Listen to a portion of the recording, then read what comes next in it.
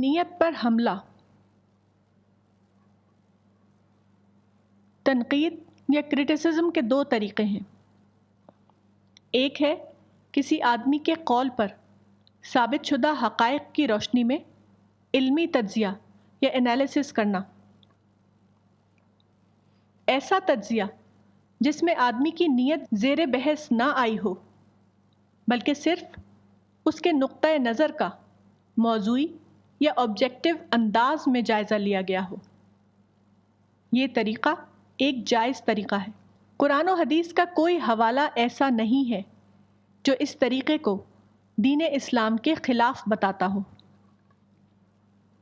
دوسرا طریقہ یہ ہے کہ کسی آدمی کی طرف ایک ایسی بات کو منسوب کرنا جس کے بارے میں کوئی ثابت شدہ حوالہ ایسا موجود نہ ہو کہ اس نے جو کچھ کہا یا لکھا ہے وہ قصداً یا انٹینشنلی کہا یا لکھا ہے، بلکہ وہ ناقد کا اپنا مفروضہ ہو۔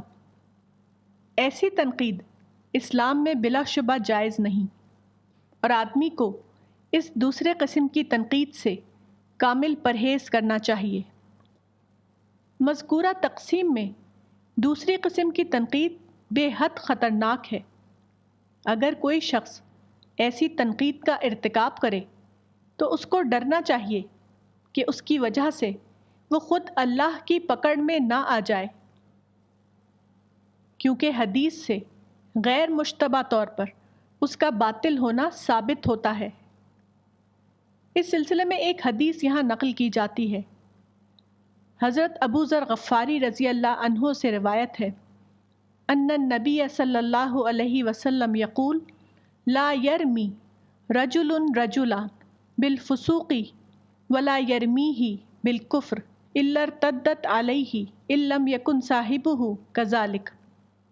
صحیح بخاری حدیث نمبر 6045۔ یعنی نبی صلی اللہ علیہ وسلم نے کہا کہ اگر کوئی کسی شخص پر کفر یا فسق کا الزام لگائے تو وہ خود کہنے والے کی طرف لوٹ جائے گا اگر دوسرا شخص ایسا نہ ہو۔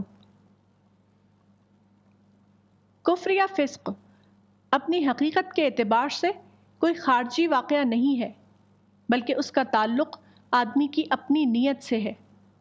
اس لیے کسی کو کافر یا فاسق کہنا اس کی نیت پر حملہ بن جاتا ہے۔ اس لیے کسی کو کافر یا فاسق کہنا کسی حال میں جائز نہیں۔ یہ تمام تر اللہ رب العالمین کا معاملہ ہے، وہ انسان کے بیان کا معاملہ نہیں۔